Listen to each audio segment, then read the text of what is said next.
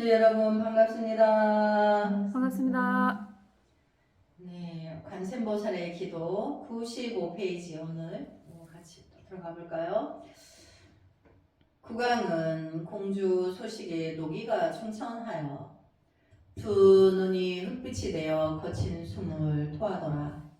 성난체 궁궐에 돌아와 오경까지 기다려 대신들을 입궐시키더니 요괴에 참수하라.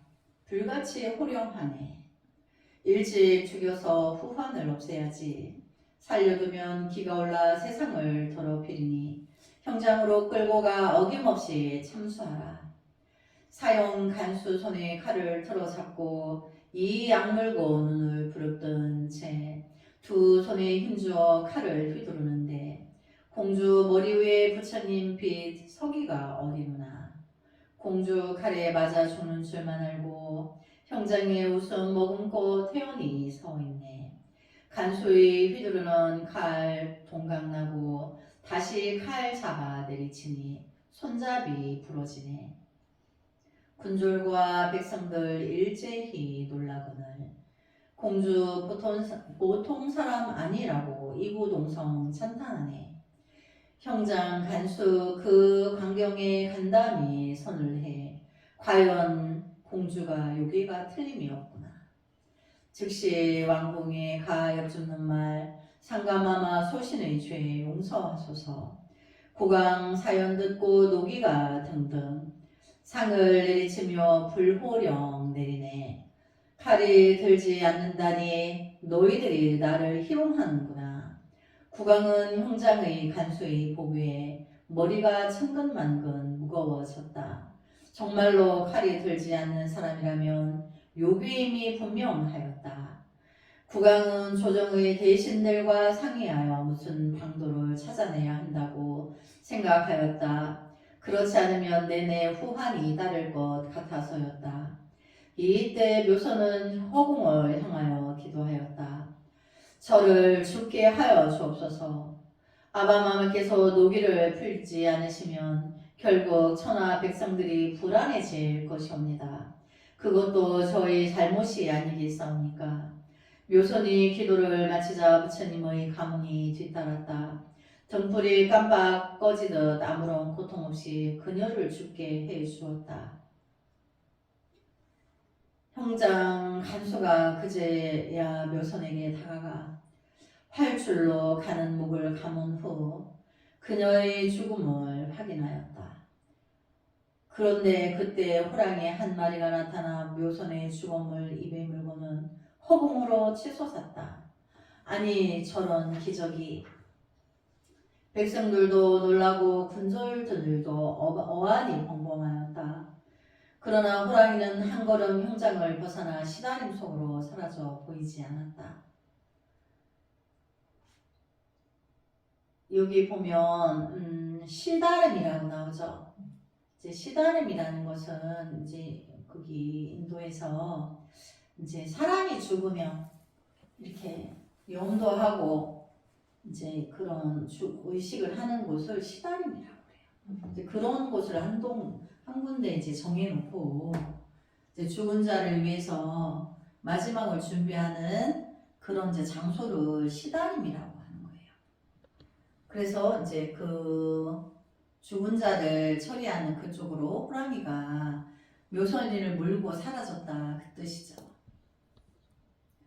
간수는 왕궁으로 돌아와 국왕에게 자초지종을 보고하였다. 소신 성지 받들어 공주를 목졸라 죽였사옵니다. 하오나 시신은 곧 잃어버렸사옵니다. 묘기가 다시 살아나기라도 했단 말이냐. 분명히 죽었사옵니다만 다만 어쨌다는 것이냐. 사실대로 말하라. 천지가 갑자기 캄캄해지더니 어디선가 갑자기 호랑이 한 마리가 나타나서 공주의 시신을 물고 사라졌사옵니다. 어디로 사라졌단 말이냐. 황망한 일이라 자세히 알 길은 없사오나 추측건대 시다림으로 사라져 버렸사옵니다. 보고를 마친 간수는 더욱 엎드려 시신을 수습하지 못한 죄를 용서해달라고 빌었다. 뜻밖에도 국왕이 웃음을 머금었다. 짐의 마음이 천심이거늘 천심을 헤아리지 못해 불충한 인간은 죽어 마땅하리라. 국왕이 한층 부드럽게 간수에게 물었다. 시다림은 어디에 있는가? 황량한 골짜기에 있사옵니다. 매장해주는 사람이 없는 시신을 그곳에 버리고 온 하여 시다림이라 불린다고 하옵니다. 시신들이 썩어 냄새가 진동하겠구나. 대부분 시신은 짐승의 먹이로 사라진다고 합니다. 국왕은 만면에 웃음을 띠며 간수에게 하사품을 내렸다. 그대에게 상을 내릴 것이니라. 그대가 수고한 덕분에 짐이 한시름 놓게 되었도다. 이제 이렇게 해서 왕이 이제 한시름을 놓게 되고 이제 묘선은 어떻게 되었는지 한번 볼까요? 황천길을 걷는 공주 지극한 기도로 원혼을 천도하다. 묘선이 간 곳은 시다림이 아니었다. 묘선 공주가 호랑이 입에 물렸다가 내린 곳은 아주 낯설고 어스름이 깔린 잿빛 땅이었다. 텅 빈 사막 같은 광활한 곳이기도 하였는데 문득 멀리서 점 하나가 보였다. 그 점이 점점 다가오고 있었다. 점은 작은 동자 형상이었고 그 동자는 깃발을 하나 들고 있었다. 이윽고 동자가 말하였다. 누구시며 어디서 오는 길입니까? 저는 묘장왕의 딸이었고 흥림국에서 오는 길입니다. 동자가 엎드려 8번을 절하였다. 저는 선보의 동자입니다. 염라대왕의 명을 받들고 왔습니다. 공주님, 수고로우나 명양전에 들려 염라대왕을 만나십시오. 선일은 반드시 제가 맞이하고 아기는 무서운 짐승처럼 험곳은 야차가 만나지요. 그러니 공주님 걱정 마시고 정 걸음을 옮기시어 어서 저를 따르소서. 묘선은 동자의 말에 놀랐다. 그대는 음계의 사람인데 무엇 때문에 양계로 왔습니까? 여기는 양계가 아니라 음계인 바로 저승이옵니다. 묘선은 다시 놀랐다.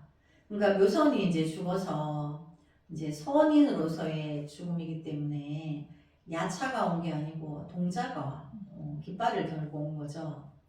그래서 이제 염라대왕한테 이제 인도해 주는 거죠, 동자가. 그런데 이제 묘선은 자기가 죽은 줄을 모르고 그대는 음계의 사람인데 저승의 사람인데 어떻게 이쪽에 왔냐 이렇게 물으니까 그게 아니고 여기는 저승이다 이렇게 이제 동자가 말해주는 거죠. 묘선은 다시 놀랐다. 제가 어떻게 저승으로 왔습니까? 공주님 부마 맞기를 거부한 채로 부왕의 명령에 의해 교살되었습니다. 그러나 공주님은 대자대비하고 도풍이 고결하여 삼사가 한결같이 시왕에게 아리워 저더러 마중 나가게 하였습니다. 공주님 두려워 마시고 어서 길에 오르시기 바랍니다. 묘선은 그제야 자신이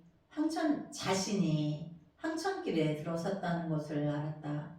그때 동자를 따라가는 전경을 그린 개송은 다음과 같다. 이제 황천길에 이제 동자를 따라가는 거죠. 염라대왕을 만나러. 그래서 복사꽃 비에 씻겨 더욱 화사하고 쇠양버들 바람에 불려 더욱 휘늘어지네. 공주 이제야 저승에 왔음을 알고 두 눈의 눈물 고여 흘리더라. 묘하고 캄캄하니 얘가 어딘가. 침침한 길 걸으니 슬픔이 가득하구나. 깃발 든 동자가 길 인도하고 공주 그 뒤를 따라가네. 거리도 있고 골목도 있는데 아득한 길 캄캄하여라. 묘선은 동자의 인도를 받으며 앞으로 계속 걸어갔다. 그때 공주는 호련히 몇 사람의 비구니와 맞닥뜨렸다. 그들은 공주를 보자마자 우르르 몰려나와 그녀를 지옥으로 잡아 끌었다. 그런 뒤에 공주에게 원망을 퍼부었다. 당신 때문에 우리는 죄 없이 죽은 몸이 되어 여기까지 끌려와서 고통을 겪고 있소이다. 어서 우리를 이 지옥에서 건져주어. 묘소는 눈물을 흘리며 말하였다. 나는 그대들과 이전에 지금이나 아무런 원한이 없소이다. 그런데 왜 그대들을 해친단 말이오. 생사는 정해져 있는 법이요. 천수가 다하면 형체는 무너지는 것입니다. 자신이 지은 선과 악에 따라 과보를 받고 있는 터인즉 나하고는 아무런 관계가 없다오. 그러하면 공주님, 지옥의 고통을 당하고 있는 우리를 구하여 주옵소서. 그 은혜 영원히 잊지 않겠나이다. 묘선이 그들의 청을 받아들여 기도를 하였다. 거듭 발언하여 기도드리오니 이곳의 교훈이들을 고통에서 해방시켜 주시옵소서. 지장보살님 자비를 베푸시어 어서 금신을 낮추소서. 기도를 마치자 염주와 육한장을 쥔 지장보살이 호봉에 나타났다. 구름을 타고 내리는데 그 순간 지옥에는 붉은 연꽃, 흰 연꽃이 만발하였다. 공주 머리 위에 구름을 타고 선 지장보살이 입을 열어 말하였다. 착하구나 묘선공주. 무슨 운이 있길래 나를 찾았느냐. 묘선이 합장하고 고개를 숙여 간절하게 말하였다. 지장보살님, 고통받고 있는 스님들이 있사옵니다. 어디서 온 스님들이냐? 백작선사에서 수행하던 스님들이옵니다. 이제는 지장보살님의 자비로 스님들을 극락으로 제도하여 주옵소서.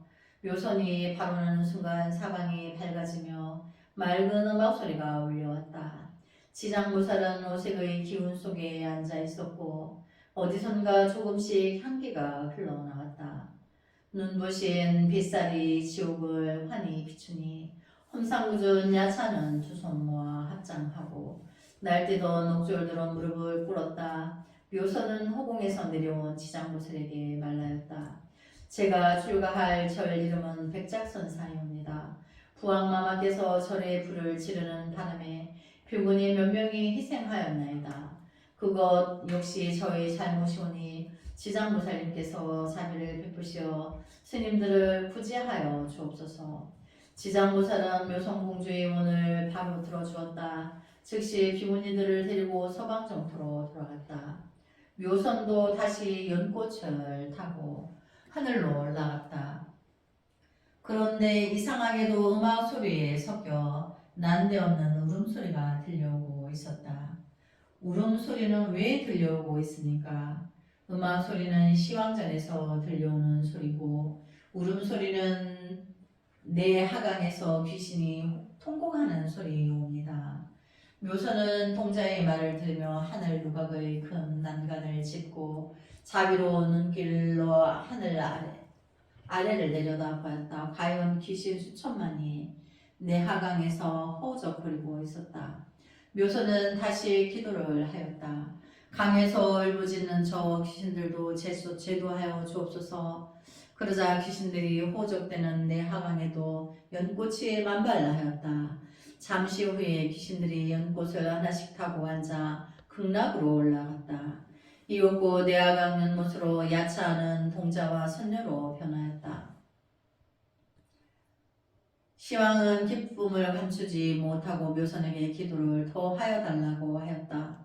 묘선은 시왕 앞에서 동자와 선녀들에게 설법을 들려주기도 하였다. 그대들은 삼업을 청정히 하시오. 모든 것은 인에 의해서 화가 생기는 법입니다. 그대들이 만약 하루 동안 선업을 닦으면 황금 세냥을 모은 것처럼 많은 복을 받을 수 있습니다. 1년 내내 이렇게 오계를 지키고 십선을 행하며 마음으로 연불나고 기도하면 공덕이 무량하여 생사윤회에서 영영 벗어날 수 있습니다. 그러니까 이제 원인과 인과, 원인과 결과. 그러니까 내가 원인을 잘 지으면 결과도 선업이 선과가 있고, 내가 악의 인을 지으면 결과에도 악의 결과가 있다는 거죠. 그래서 묘선이가 기도하는 대로 다 구제되죠. 그러니까 우리도 지장보살님을 올육카피를 무조건 지어야 돼요. 그래서 내가 어디라도 가서 힘들고 어려운 상황들을 보고 기도해주면 내 기도가 지장보살님에게 통하게 되는 거예요. 그래서 오늘 이제 지금 이 내용을 보니까 우리가 어차피 이제 지장보살님 기도에 들어있는데 지장보살님 원력가피를 내가 지장보살님을 칭견하고 내가 원력가피를 지고 내가 앉아서 누구라도 기도해줘서 그들이 행복해질 수 있다면 그렇게 해야 되는 거죠. 이제 그러면서 이제 관세음보살님의 원력가피가 들어오게 돼요. 그래서 그 다음 페이지 묘선의 말에 고 시왕 앞에 있는 자들 모두가 깨달음을 얻었다. 이제 시왕은 이제 10대 대왕님들이죠. 시왕은 여러 지옥의 명을 내려 귀신들을 풀어주고 모두 와서 설법을 듣도록 하였다. 묘선은 날마다 설법을 하여 지옥을 연꽃이 만발한 극락으로 바꾸어 나갔다. 그런데 삼도 대인이 나타나서 마침 유명전에 머물고 있는 시왕에게 권유를 하였다. 묘선 공주가 이곳으로 온 후부터 명부가 명부답지 않나이다. 여러 형부들이 모조리 연꽃으로 변하고 모든 죄들이 극락왕생하였나이다. 예부터 극락과 지옥이 따로 있고 선업과 악업에 따라 가부를 달리 받는 것이 당연한 이치였사옵니다. 이런 업보의 도리가 없다면 누가 선업을 찾겠습니까? 그러니 시왕께서 속히 공주를 인간색으로 돌려보내시기 바라옵니다. 만일 공주를 명부에 오래 둔다면 시왕 밑에는 판관들이 앞으로 할 일이 없어지게 될 것이나이다. 염라대왕 즉시 판관들을 불러 모았다. 과인이 그대들을 부른 것은 다름아니다. 그대들이 가지고 있는 생사부를 보려 합니다. 한 판관이 바로 생사부를 올리자 염라대왕은 생사부에 오른 명단 하나하나 읽고 내려갔다. 과연 묘선공주의 이름도 생사부 중간에 올라 있는데 명토를 유람한다고 쓰여 있었다. 염라대왕은 속히 자신의 가마인 난가를 대기시키라고 분부하였다. 여기 보면 명토를 유람한다고 한 거는 명부 이제 그 염라대왕의 이제 염라대왕이 이제 10대 대왕들의 그 대왕들은 우리 인간사의 죄를 후생신들이 이제 우리 죄를 적어준 거를 이제 시왕에게 전달을 하고 이제 이런 역할을 하는 거죠. 근데 여기 보면 묘선은 명토를 유람한다고 쓰여 있었다. 그러면 이제 거기 지옥 세계와 이제 그 세계를 한번 이제 둘러본다 이제 그런 뜻이죠. 그대들은 공주를 내하교 너머로 건네주고 오라. 가마에 오르 묘선은 눈 깜짝할 새 내하교라 불리는 금다리를 건너 앞으로 나아갔다. 다리를 건너자 문득 백조가 오짖는 소리가 나고 하늘을 받치고 선 붉은 문이 눈에 들어왔다. 바로 그 장중하고 우람한 문이 열리는 소리에 공주는 깜짝 놀라여 깨어났다. 비로소 저승으로 갔던 혼백이 이승으로 돌아오는 순간이었다. 네, 이제 그래서 이제 명부를 이제 명토 이제 그 명부 시왕들의 세계를 다 이제 보고 이제 시간이 됐으니까 이제 다시 인간색으로 이제 돌려보낸 거죠. 다시 인간색으로 내려와 9년을 수행하다. 묘선은 다시 인간세계로 돌아와 있었다. 정신을 차리고 보니 몸은 수풀 속에 있었고 목에는 활줄이 감겨져 있었다. 형장에 서 있던 모습 그대로였다. 묘선은 목에 감긴 활줄을 풀었다.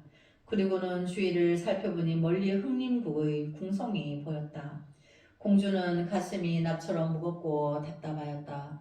그래서 높은 산 위로 올라가 널따란 바위에 앉으려 하였다. 그때 바위 옆에 서 있던 눈썹과 수염이 하얗게 센 늙은이가 보였다. 그대는 어찌하여 이곳에 오게 되었소?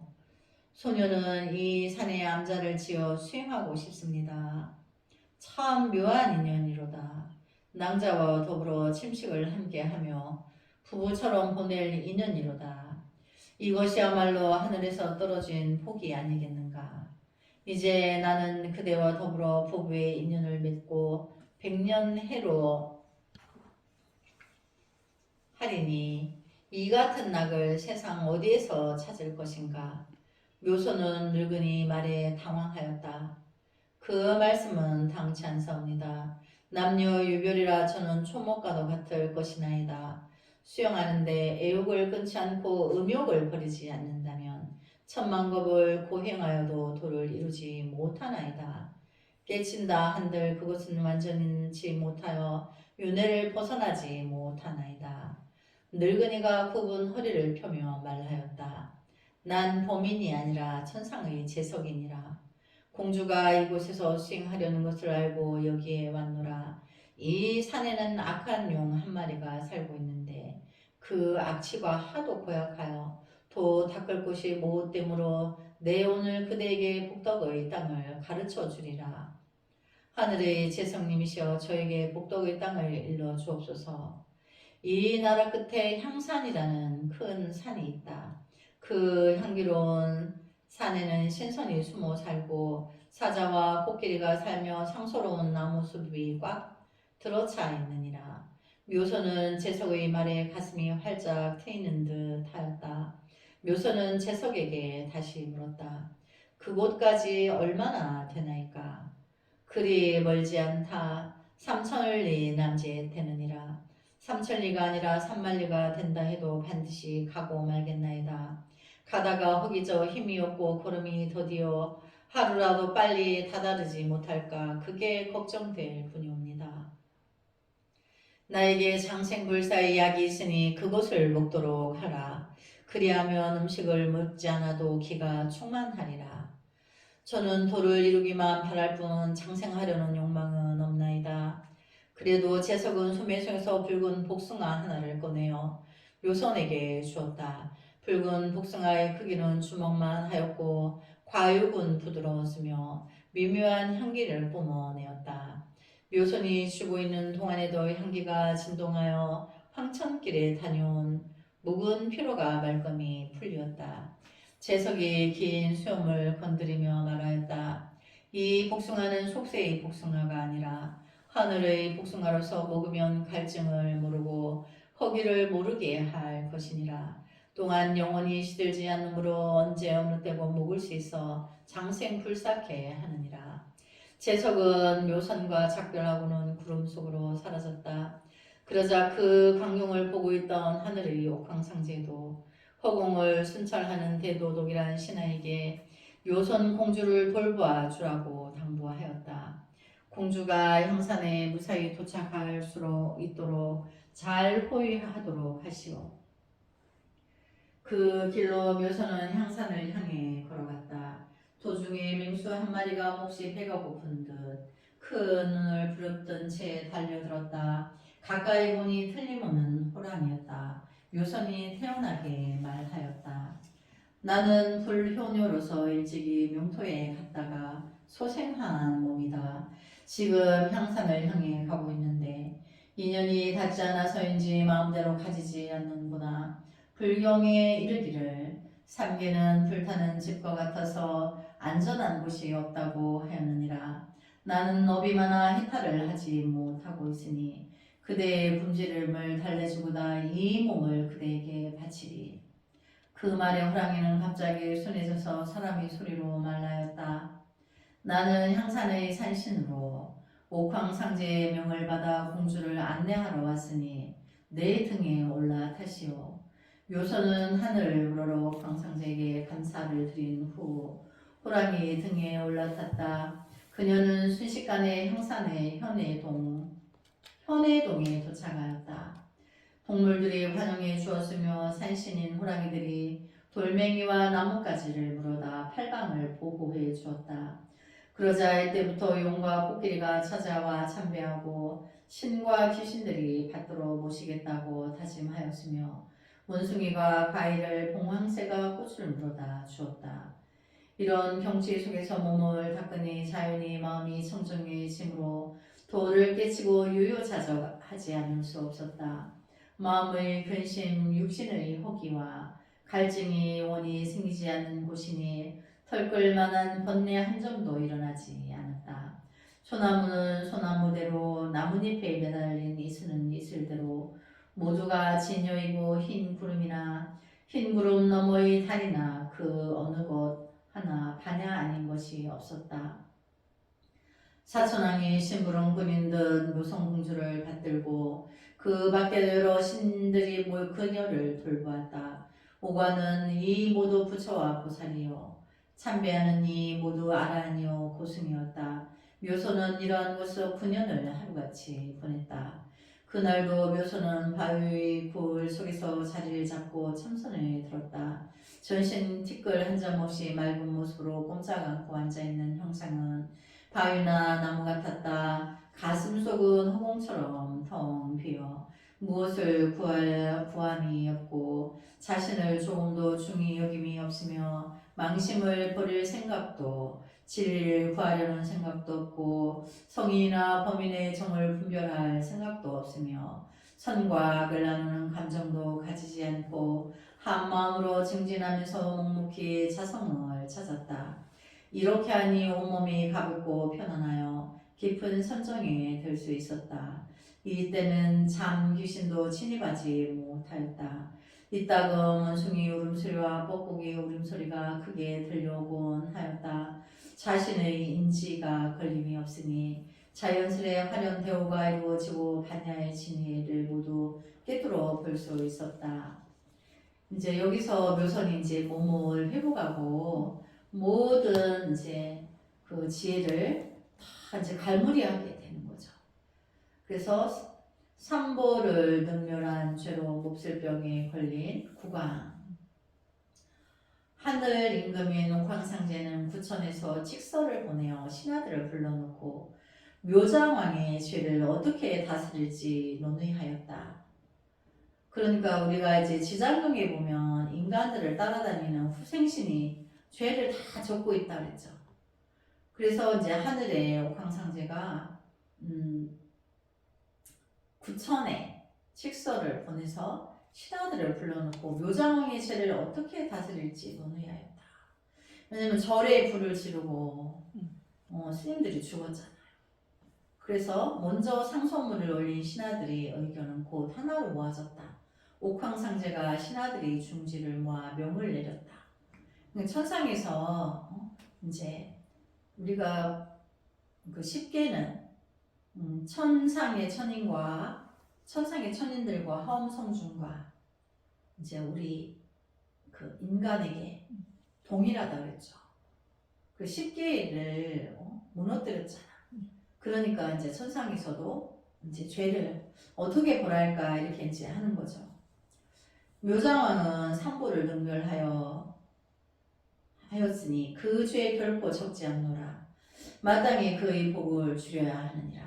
지금 당장 사자를 보내어 그에게 아주 고약한 괴로운 병을 붙여주어라. 그러니까 이제 인과의 법칙에 의하여서 이렇게 이제 병을 맞이하게 되죠. 사자 오는 옥황상제의 명을 받고 즉시 바람의 구름을 타고 화살같이 달렸다. 이것이야말로 화는 악이 쌓여 생긴 것이고 복은 선이 쌓여 이루어진 것이라는 이치였다. 이러한 이치를 담은 개송이 전해지고 있다. 선과 악으로 업보받을 날이 있다. 분명히 있죠. 때가 되면 자연히 흑백이 갈라진다. 그러니까 이제 사람들이 이렇게 분명히 인과가 분명히 있는데 당장 코앞에 내가 나쁜 일이 안 생긴다고 해서 이제 함부로 살죠. 그렇게 함부로 살면 안 되는 거죠. 근데 때가 되면 모든 게 때가 있어. 때가 되면 흑백이 갈라진다. 때가 되면 이제 인과의 법칙이 적용이 되는 시기가 있다는 얘기죠. 근데 그 인간세에서 그때는 우리가 어떻게 오냐, 현실에서는 원수를 외나무 다리에서 만나는 일이 생긴다는 거죠. 거역할 수 없는, 피할 수 없는 상황이 생긴다는 거예요. 근데 이제 불법을 알고 닦고 수행하는 사람은 불법의 지혜로 그 위기를 넘기죠. 업도 풀고. 근데 그렇지 않은 사람은 피하지 못하고 그 고통 그대로 간다는 거예요. 근데 이제 원수를 외나무 다리에서 만나는 상황이 벌어지면 그 사람이 당장 죽진 않으나 무서운 고통의 벌을 받으면서 마지막에 죽음에 이를 때는 고통스럽게 죽고 지옥에 떨어진다는 거죠. 그러니까 금생에서의 고통이 끝이 아닌 거예요. 무서운 지옥의 고통이 기다리고 있는 거죠. 사람들이 현실적으로 자기가 고통을 견디기 어려우면 자살을 선택하죠. 죽으면 끝인 줄 아는 거예요. 근데 절대 그렇지 않은 거죠. 더 큰 무서운 고통의 그 시간이 기다리고 있는 거죠. 그래서 때가 되면 자연이 흑백이 갈라진다. 상소문 받은 옥황상제 하늘의 조정 육부와 논의 하더라.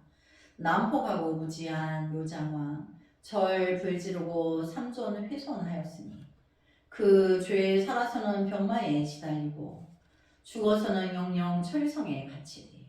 철이성이라는 거는 우리 지장경에 보면 그 철이산은 철로 된 쇠로 된 담과 담에 이제 그 길이와 높이가 아주 18유순이나 되고 거기에는 쇠로 된 개, 뱀 이렇게 짐승들이 야차 나찰들이 그 죄인을 물어다가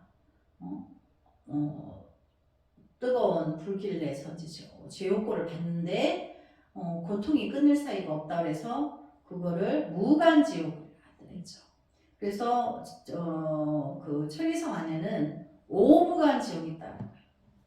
그 옛날 무슨 드라마에 보면 이 오무간죄에 떨어질 나쁜 놈 이렇게 이제 말하는데 5가지의 가장 무서운 고통을 받는 곳이 있는데 그 고통이 잠시도 쉴 사이가 없다. 우리 지장경에 나오죠. 그래서 죽어서는 영영 철이성에 갇히리. 복 줄이고 고통에 빠지는 응보 주어 병마에서 영원토록 벗어나지 못하게 하리. 어서 빨리 오늘 하게 보내어 묘장왕 몸에다 병마를 붙이라. 이렇게 이제 명령을 하죠. 악한 짓을 하면 업보를 면치 못하는 법이었다. 국왕은 병에 걸려 위험을 잃고 힘을 쓰지 못하게 되었다. 이제 이렇게 됐는데 그 전에 우리가 앞 내용에 보면 묘장원이 자기의 그 위상이 하늘의 전룡성왕에 비유할 만큼 그렇게 백성들을 앞에서 위엄있게 잘 다스리고 자기 왕권이 어마어마한 그거를 가지고 있고 걱정이 없는 사람이었는 거예요. 근데 이제 자기의 딸을 이제 출가하지 못하게 하기 위해서 이제 산보를 불지른 거죠. 그러니까 자기의 그 위상만을 믿고 불법을 이제 무시했던 거예요. 그래서 악한 짓을 하면 업보를 면치 못하는 법이었다. 국왕은 벽에 걸려 위험을 잃고 힘을 쓰지 못하게 되었다. 처음에는 온몸이 불처럼 뜨거워졌다가도 얼음 속에 빠진 듯 덜덜 떨었다. 전궁이 왜 이렇게 더운가? 어서 부채를 붙이어라. 그러다가도 느닷없이 그 자리를 찾았다. 전궁이 마치 얼음장같이 차갑구나. 어서 불을 피우고 이부자리를 펴라. 그러나 발부둥 쳐도 소용없는 일이었다. 몸에 열이 내리고 오르는 증세가 겨우 가시면 다른 병세가 나타나 괴롭혔다. 머리가 천근같이 무거운가 하면 뼈마디가 시큰시큰하더니 나중에는 피부가 가려워서 견딜 수가 없었다. 그러더니 살갗이 물러 터지기 시작하였고 피고름이 줄줄 흘러 악취가 왕궁에 퍼졌다. 한 번이라도 그 악취를 맡으면 구역질이 나서 토하지 않는 사람이 없었다. 궁녀들은 핑계를 대며 국왕의 시중을 들지 않으려 했고 부마들도 코를 싸주며 피해 다녔다. 이 일을 어이할고 왕비가 무당을 불러 점을 치고 구판을 벌이기도 하였지만 그 어느 것도 효험을 주지 못하였다. 명의는 다 불러 치료를 받고 약을 써 보았지만 소용없는 일이었다. 그저 병상을 떠나지 않는 사람이 있다면 왕비 한 사람이었다. 국왕은 병마에 시달리면서도 매일 어전으로 나갔다. 한 달이 채 안 되어 손발이 헐고 머리에는 부스럼이 났으며 눈썹과 수염이 빠졌다. 게다가 살갗이 혼대는 구더기까지 끼곤 하였다. 귀와 코가 꺼져 들어가고 눈이 물러지며 이빨이 흔들흔들 하더니 빠지기 시작하였다.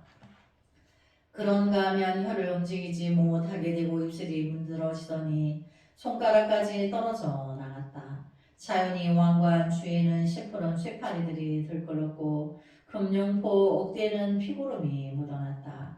병이 발작할 때면 살갗뿐 아니라 뼈까지 가려웠다.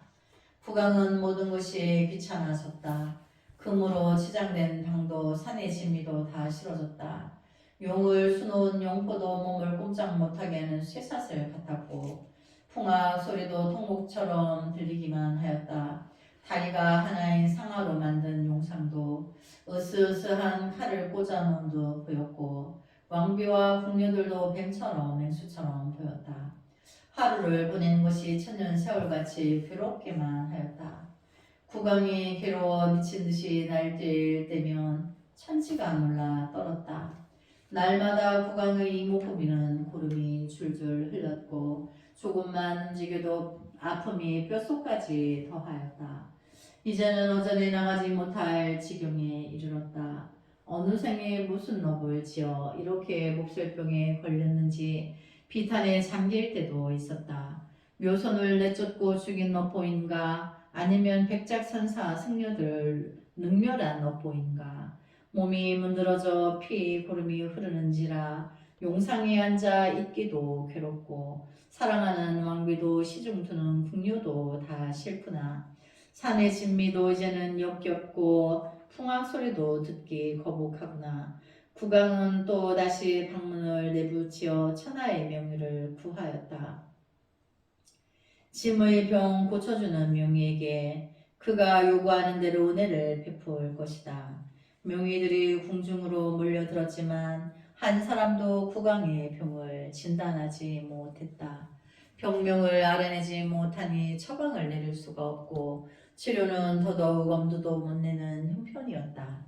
상이 욕심이 나서 찾아왔지만 명의들은 고름 냄새 때문에 눈치를 살피며 겨루마 날 살려라 하고 도망쳤다.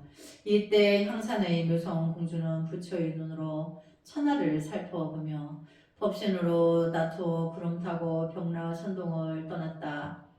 신음소리가 나는 곳이라면 어디든지 찾아가 중생을 구제하러 다녔다. 이제 묘선은 이제 아버지는 이렇게 병이 시달리는데 이제 묘선은 이제 중생의 고통이 있는 곳이면 어디라도 찾아다니면서 그 고통의 중생을 구하기 위하여서 이제 수행하고 있는 거죠.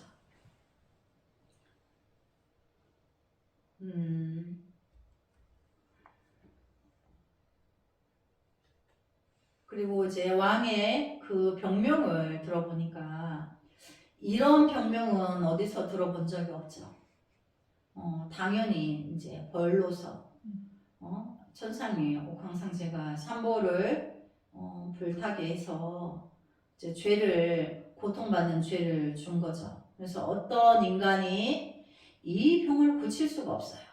냄새가 나고 그렇다고 빨리 죽지도 않고 그러니까 괴로우니까 그 고통 속에서 이제 왕은 그 명의를 구할 수밖에 없는 거죠. 그래서 이제 오늘 왕이 병든 이제 여기까지로 오늘 수업을 마치고 다음 시간에 또 이어서 하도록 하겠습니다. 나무 간선보살, 나무 간선보살, 나무 간선보살. 수고하셨습니다. 네.